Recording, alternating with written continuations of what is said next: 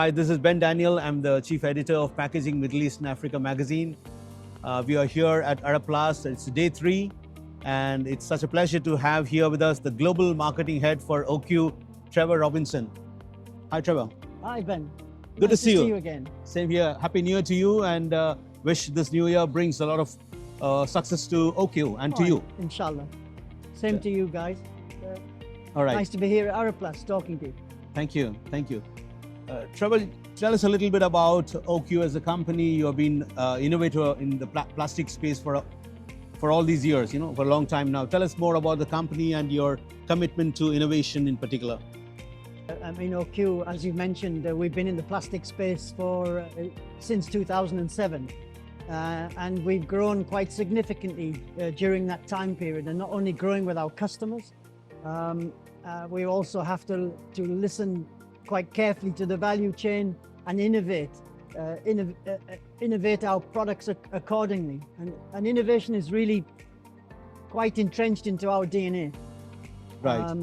Which means that we listen more than we talk, and we do what we say. Okay. Okay. The last time I spoke to you was around 2 years ago, and we've progressed since. All right. You spoke about a lot of innovations which you're working on developing. Last ArabPlast, you were highlighting quite a lot of challenging grades and products and solutions, particularly for the packaging space. And Yes. in your stand, I could see in your talk that you had for the innovation, you launched a few products, Yes. which perhaps, if I can put it like this, like you're walking the talk.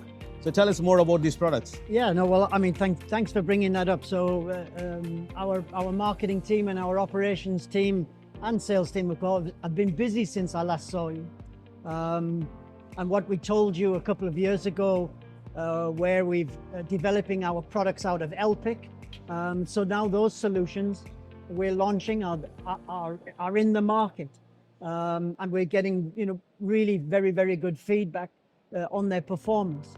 Of course, as part of our innovation process, we take into cognizance what our customers feedback on them while we're developing these products. So what you see back at the stand is the results of a couple of years of hard work, not only from us, but also from our technical development people, operations, and the feedback from our customers. So yeah, we're excited to tell you that supporting our existing range of in packaging, for example, especially in the rigid space, supporting our already existing thin wall packaging offerings in homopolymer, our Luban HP2151T. So it's being recognized now as an industry standard in the thin wall packaging space. Now we're developing block copolymer or impact copolymer products to support this range, such as our 2348S and 2348T ranges, to give us a slightly different focus on where we need low temperature impact, where we need very thin walls, where we need fast cycling time. So it's not a case of one size fits all. We listen to the industry. We're also looking at the random copolymer space. So we've innovated some, I would say, some spectacular randoms, with high clarity being one of the aspects of our RP2251T. But more importantly, a really rapid cycling and easy flowing material, sort of added benefits not only to the customers that showcase their products inside these the articles, but also operational efficiency. Brilliant, brilliant. So tell us a little more about your commitment to sustainability.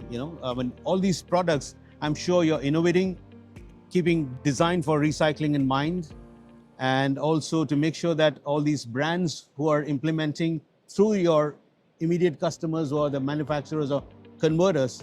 So how important is sustainability for OQ, and how are you working around this? Okay, so we're good neighbors, first of all. Our operations, we run at high sustainability rates. We use a significant amount of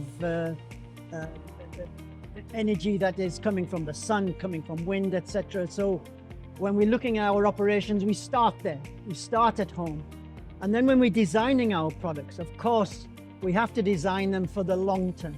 So we look at how do we engineering a product that is not only sustainable when you're looking at energy savings, etc. And as I mentioned, some of our high flow grades, but also how do we engineer it so that it can be reused and reused again until its end point where we can then offer it to our customers can offer it to to be recycled, for example. So it's an important criteria in any of our design aspects.